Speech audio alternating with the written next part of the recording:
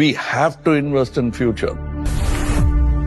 அம்மாவுடைய அத்தனை திட்டங்களும் அம்மா என்னென்ன மக்களுக்காக செய்யணுமோ அனைத்தையும் பண்ணி அதுக்கு அடுத்தது கூட என்னால என்ன பண்ணணும் என்ன பண்ண முடியும் அப்படிங்கிறது அவரோட புரிதல்ல ஒவ்வொரு துறைக்கும் பண்ணியிருக்காரு. You have to pick your battles என்று சொல்வார்கள்.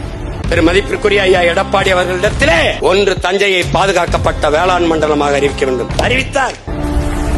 இந்திய ஜனநாயகத்தை இன்னும் யாரா பாதுகாக்க முடியும்? கே. பழனிசாமி என்னும் நான் மக்களுடைய பேராதரவுடன் அரசினை ஏறியவர். அப்படி ஒரு மிகப்பெரிய வரவேற்பை பெற்ற ஒரு முதலமைச்சர் அவர். இதெல்லாம் ஒரு தலைவனுக்கான ஒரு பண்பு, ஒரு கண்ணியமான ஒரு குணங்கள் அது அவர்கிட்ட இருக்கு. இது பெரியாரோட ஸ்டைலோட கார்பன் காப்பி இல்ல, அண்ணாவோட ஸ்டைலோட கார்பன் காப்பி இல்ல. ரொம்ப முக்கியமாக பார்த்தா அவருடைய style totally different. We will survive and we will continue.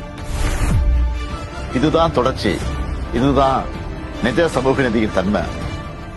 Kanyakumari மண்ணையிலிருந்து டெல்லியின் மாளிகை வரை இந்த செய்தி எதிரொலிக்கட்டும்.